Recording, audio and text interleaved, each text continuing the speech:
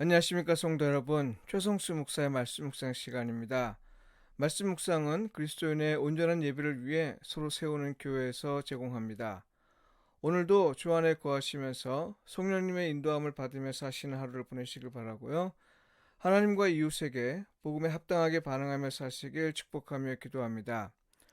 오늘 묵상 본문은 시편 146편 1절로 10절까지의 말씀입니다.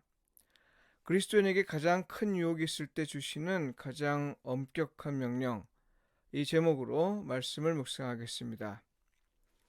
성도 여러분, 그리스도인은 하나님을 찬양할 명백한 이유가 보이지 않더라도 하나님을 찬양해야 한다고 했습니다. 왜냐하면 지금은 비록 보이지 않더라도 하나님이 행하지 않으신 것이 없기 때문인데요. 이에 대해 하나님은 마지막 때에 당신을 참 하나님으로 인정하지 않고 찬양하지 않은 자를 심판하실 것이기 때문입니다.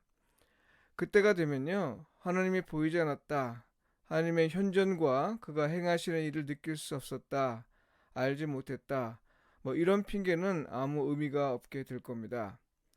그리스도인은 하나님을 찬양하도록 부름을 받은 사람입니다. 사도행전 16장에 바울과 실라의 복음 전도에 관한 이야기가 있습니다. 그들은 옥에 갇힌 때라도 하나님을 찬양하길 중단하지 않았죠. 옥에 갇혔다는 말은 찬양할 이유가 사라졌다는 말이죠. 그런데도 그들은 옥에 갇힌 자들이 모두 들을 수 있을 정도로 큰 소리로 기도하고 찬송했습니다.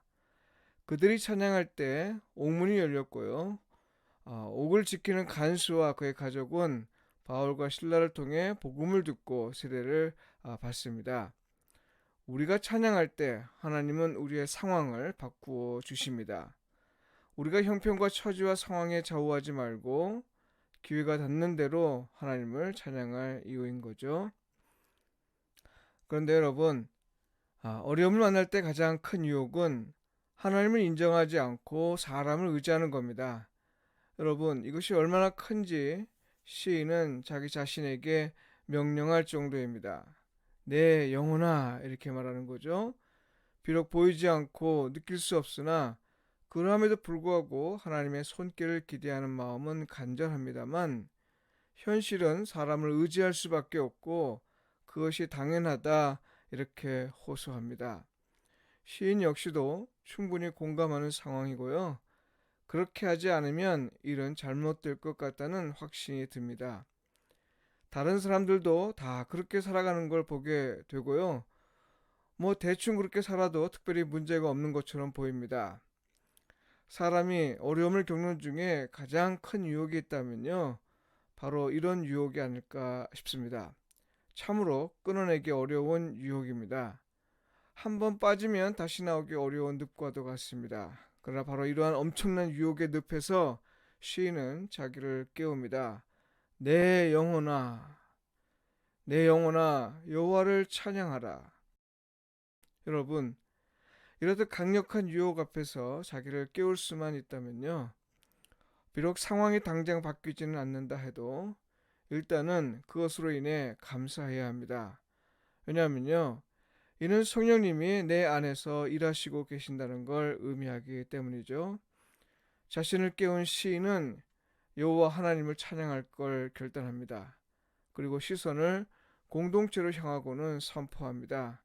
왜냐하면 공동체가 함께 하나님을 찬양할 수 있게 하기 위함이죠. 3절과 4절에서 이렇게 말합니다. 귀인들을 의지하지 말며 도울 힘이 없는 인생도 의지하지 말지니 그의 호흡이 끊어지면 흙으로 돌아가서 그날에 그의 생각이 소멸하리로다. 하나님의 백성이, 그리스도인이 사람을 의지하지 말라는 건 성경이 일관하는 하나님의 뜻입니다. 여기서 귀인은 권력자를 말합니다. 권력자와 인생을 의지하지 말라는 말씀은요, 사람이 서로 도움을 주는 관계를 부정하는 게 아닙니다. 오히려 주인과 노예의 관계를 만드는 그런 의존 관계를 갖지 말라는 겁니다. 사람이란 게 다 그렇습니다. 남을 돕는 것으로 끝나면 좋은데요, 그것으로 자기를 우위에 놓으려 하고요, 도움이 필요한 사람이 자신에게 의존해 있는 관계를 만들려 합니다. 물론 이는 하나님의 백성으로서 우리가 마땅히 도움을 받아야 할 분은 오직 하나님뿐이라는 사실을 강조하는 표현이기도 합니다. 왜 그래야 해요? 시인의 글에서 이 질문에 대한 답을 찾아본다면요, 크게 두 가지로 생각해 볼 수 있습니다. 하나는 사람을 의지할 만한 그런 존재가 못 된다는 거고요. 다른 하나는 세상을 다스리시는 분은 여호와 하나님이시고, 그래서 사람을 참으로 도울 분은 오직 하나님뿐이시기 때문입니다.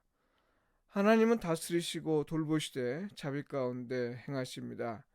장애인과 고아와 과부 그리고 나그네처럼 법적 보호를 제대로 받지 못하는 사람들을 하나님은 직접 돌보십니다. 사회적 약자들을 돌보신다는 말이죠. 그런데요, 이 사실을 우리가 알고 있다 해도 우리가 실제로 연약할 때 직면하는 가장 큰 유혹은 사람을 의지하려는 마음입니다. 무엇보다는 그것이 눈에 보이기 때문이고요. 또한 그것이 문제 해결을 위한 가장 적합한 방법으로 여겨지기 때문입니다. 사실 그렇기도 합니다. 돈 문제는 돈으로 해결해야 하고요. 권력 문제는 권력으로 해결해야 하고, 건강 문제는 내 의사의 힘을 빌어야 하기 때문이죠. 그러나 여러분, 그리스도인은요, 바로 이런 유혹을 만나는 사람들이 사람을 의지하지 않고 하나님을 의지하도록 도와야 합니다. 다시 말해서 이런 유혹을 오히려 하나님의 뜻을 현실로 옮기는 기회로 삼을 수 있는데요. 만일 우리 가운데 누군가 연약함 가운데 있을 때 어려움을 만날 때 말입니다. 우리가 하나님이 부르신 소명에 진심으로 반응한다면요.